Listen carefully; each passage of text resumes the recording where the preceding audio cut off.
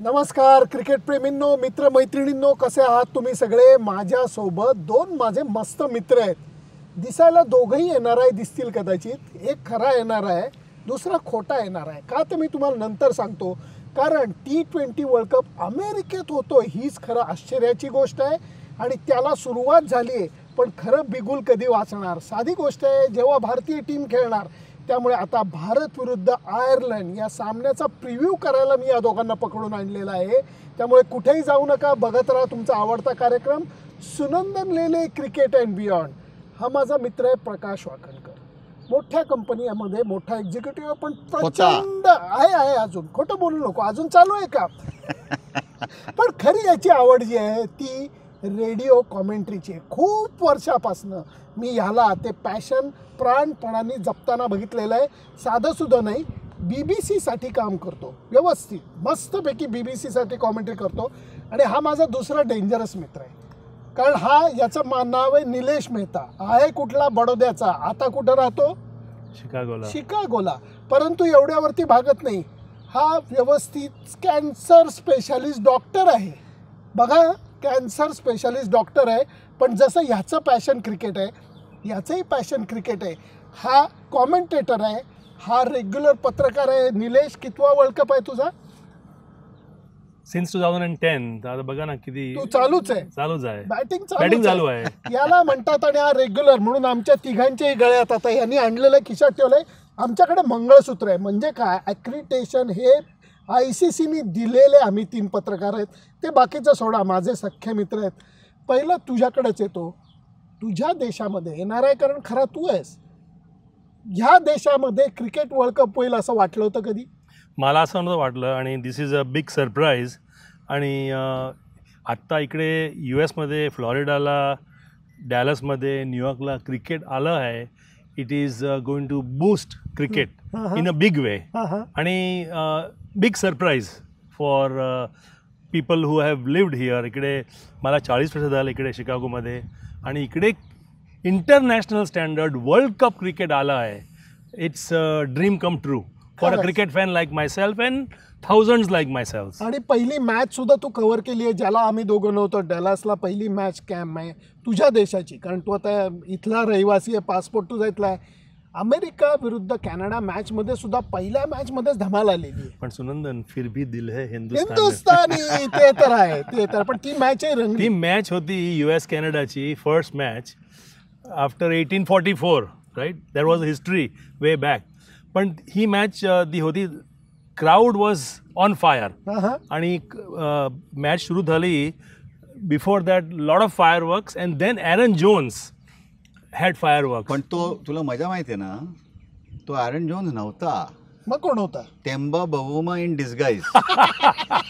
Temba Bavuma south आफ्रिकेच्या टीममध्ये नाही, तर डिस्गाईज करून आला आहे ॲरन जोन्स. आणि तुम्हाला कोणाला कळलं नाही. प्रेस कॉन्फरन्समध्ये काय झालं, त्याला सगळं कोणी सांगितलं का, Mister Jones, how do you say? I surprise myself. काय बात आहे. आणि he said I was on fire. It was टक टक टक. आय मीन इट वॉज लागत गेले. आणि USA आणि मोनांग पटेल जो कॅप्टन आहे USचा, त्याची होल फॅमिली वॉज देअर. सगळे आले होते. 25 मेंबर्स फ्रॉम हिज फॅमिली. त्यांचे वडिलांना दिलीपभाई पटेल जर मी बोललो. Dilipbhai before the match was saying this is a proud moment Patel फॅमिलीला. We are from Anand and Amul was sponsoring the US cricket team. And where is Amul based? In Anand, Gujarat. So it was the Patel family, Monang Patel, and they were extremely ecstatic. पण प्रकाश, मला एक गोष्ट सांग. तू पहिली मॅचही cover केली जी इथे झाली, श्रीलंका विरुद्ध साऊथ आफ्रिका. भारत विरुद्ध आयर्लंड मॅचला त्या दृष्टीने महत्त्व आहे, कारण आयर्लंड एकतर काय म्हणतात त्याला, खूप इझी घेणारी टीम अजिबात नाही आहे. आणि दुसरी गोष्ट म्हणजे इथल्या विकेटची मिस्ट्री अजून कायम आहे. प्रश्नच नाही. 2 वेगवेगळ्या स्ट्रिप्सवर प्रॅक्टिस मॅच जी झाली बांगलादेशची, ती ग्राउंड नॉर्थ एंडमधनं बघताना उजव्या स्ट्रिपवर झाली. बरोबर. कालची मॅच डाव्या स्ट्रिपवर झाली, एक्स्ट्रीम. त्या दोन्ही नेचर ऑफ विकेट्स म्हणजे नंदू, मला वाटलं तुझ्या आणि माझ्या कॅरेक्टरसारखं वेगळं होतं. पहिली जे पिच होतं ते माझ्यासारखं होतं, साधं सरळ शांत.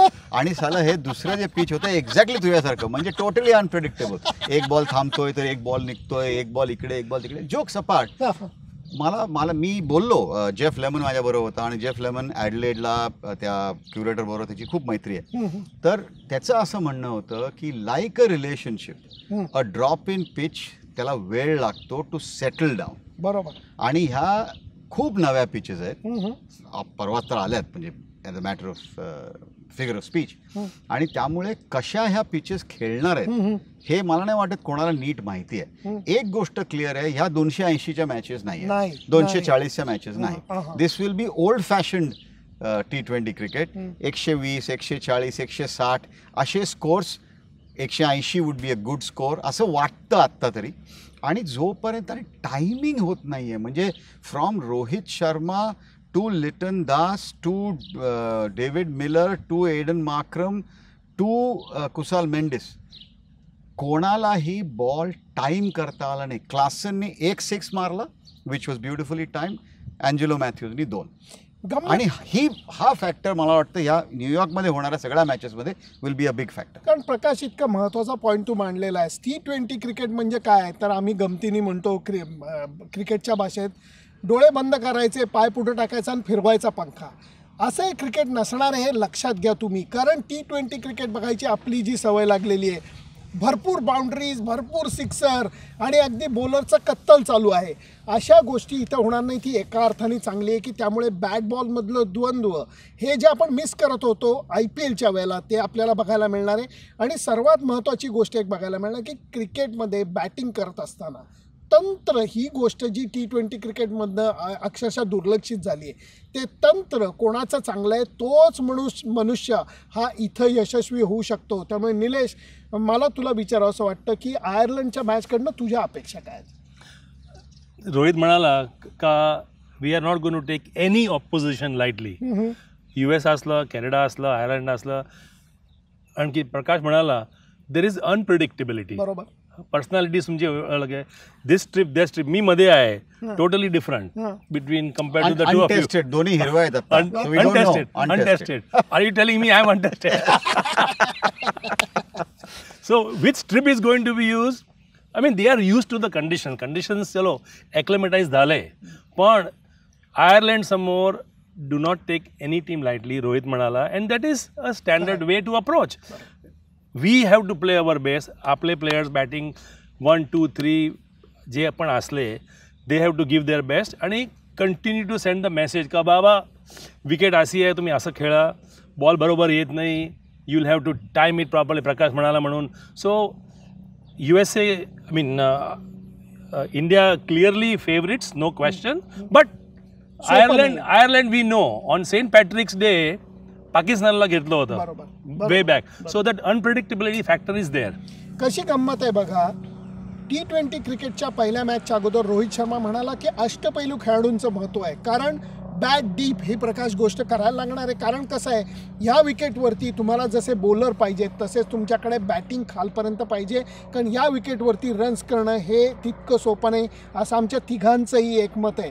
एकंदर बघता मला असं वाटतं की शिवम दुबे आणि त्याच्याबरोबर हार्दिक पांड्या दोघंही खेळले, मला आश्चर्य वाटणार नाही. 4 नंबरपर्यंत सूर्यकुमार यादव, जयस्वाल, रोहित शर्मा आणि अर्थातच विराट कोहली. 5 नंबरला रिषभ पंत, 6-7ला शिवम दुबे आणि हार्दिक पांड्या, 7पासनं जडेजा, अजून एक स्पिनर आणि 2 फास्ट बॉलर, अशी संघाची बांधणी असायची शक्यता नाकारता येत नाही.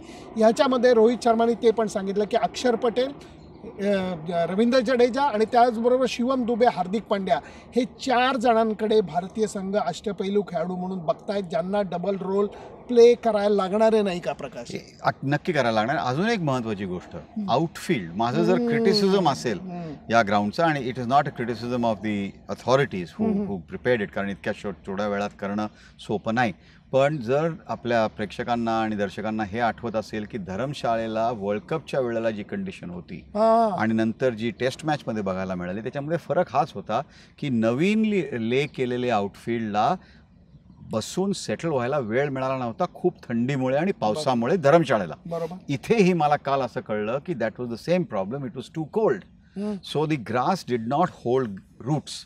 आणि सँडी आउटफील्डवर उद्या जेव्हा लोक मॅच बघतील त्यांनी नोट करावं की बॉल जेव्हा मारला जातो तेव्हा puff of dust Wien the ball hits the outfield. त्यामुळे तिथे डायव्हिंग, स्लायडिंग हे अत्यंत सांभाळून करायला जपून लागणार करायला आहे. लागणार Very आहे. important. नाहीतर डॉक्टर साहेबांना कॅन्सर नाही, देव न करो कोणालाही व्हावं, पण कॅन्सर नाही, पण कुठेतरी हे Journalism सोडून दुसरं काम हा करायला ते म्हणजे बोटाची कामं अशी नाही, आणि अशी बिशी करायला लागतील. किंवा माझा चुलत भाऊ पुण्याला हेमंत वाकणकर, त्याला जाऊन गुडघे ठीक करायला लागतील. So I think you will see a standard of fielding which will also be old fashion, बरोबर. की लवकर पोचा, वाका, पण स्लायडिंग डायव्हिंग हे करताना फार सांभाळून जपून. करायला लागेल, नाहीतर इतक्या लवकर टुर्नामेंटमध्ये इंजरी झाली तर कुठल्याही टीमला तो प्रॉब्लेम होईल. प्रकाश जे सांगतो इतका महत्त्वाचा पॉईंट आहे, कारण दुरून डोंगर साजरे अशी ही गोष्ट आहे. लांबनं बघत असताना तुम्हाला अप्रतिम. निळंभोर आकाश, हिरवगार ग्राउंड, त्याच्यावरती त्या पट्ट्या वगैरे, पण त्याच्यामध्ये जी रेती वापरली जाते आजकाल, की पाणी जास्त वेळ राहू नये, ते ड्रेन आउट व्हावं म्हणून रेती वापरली जाते. त्या रेतीच्या आउटफील्डमुळे तेवढ्या प्रमाणामध्ये गवत मुळं धरत नाही आणि त्याच्यामुळे बॉल जो हवेतनं मारला जातो तो पडल्यानंतर तिथेच बसतो. जो रोल होतो तो कदाचित ग्राउंड आणि हळू जातो, एकदम हळू जातो. या सगळ्या गोष्टी फॅक्टर करायला लागणार आहेत. आयर्लंड संघाबद्दलही तुम्हाला माहिती आहे, 8 मॅचेस आपण खेळलेलो आहोत, 7 जिंकलेलो आहेत, एकाचा रिझल्ट लागलेला नाही आहे. आयर्लंड संघाने भारतीय संघाला T20मध्ये पराभूत केलेलं नाही आहे, ऑलवेज द फर्स्ट टाइम. त्यामुळे गृहीत धरणं हे काय अंगाशी येतं 4 जूनच्या भारतातल्या झालेल्या मॅचमधनं आपल्याला माहिती आहे. म्हणजे आम्ही इलेक्शन रिझल्ट्सबद्दल बोलतोय, त्यामुळे गृहीत धरू नका. भारतीय संघाने सुद्धा ही गोष्ट मनाशी अगदी ठाण मांडलेली आहे. कोणत्याही परिस्थितीमध्ये कुठल्याही संघाला गृहीत धरायचं नाही. तब्येतीत क्रिकेट खेळायचं, चांगलं क्रिकेट खेळायचं आणि विजयाचा प्रवास करायचा. प्रकाश आणि निलेश, थँक्यू सो मच. वेळोवेळी असाच त्रास मी तुम्हाला देणार आहे आणि त्याची तयारी ठेवा. ते आम्ही गृहीत धरलंय. नाही काळजी करू नका, डॉलर्समध्ये तुम्हाला पैसे देईन मी. पण आपण डेटिंग सुरू केलं आहे, नंतर एंगेजमेंट होणार आणि नंतर wedding, like he was saying पिचमध्ये, पण इट टेक्स टाइम. ह्यांचं काही सांगता येत नाही. त्यामुळे बघू. त्यामुळे मित्र असल्यामुळे वर्ल्ड कप कव्हरेजची मजा अजून वाढतीये आणि तीच बित्तम बातमी मी तुमच्यापर्यंत पोहोचवणार आहे.